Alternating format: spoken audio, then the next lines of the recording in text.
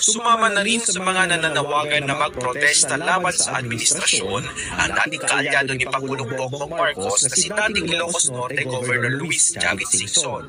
Panawagan nito sa mga kabataan, ituloy ang pag-walkout sa kanilang mga klase hanggat hindi bumababa sa pwesto ang mga tiwaling opisyal ng gobyerno. Kapag sila pumasok, hanggat hindi bumababa yung mga opisyal ng ating kapura. Kung maawa sila sa mga estudyante, mga kabataan, dahil naglalabas din ang karapatan nila, kasalanan nila.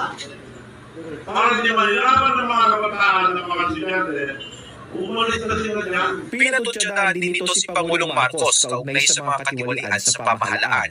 Kabilang niyan ang mga anomalyang flood control projects. Ito ba yung pinag-usapan mga flood control? Sino ngayon ang binibitahan? Si Skaya. Ang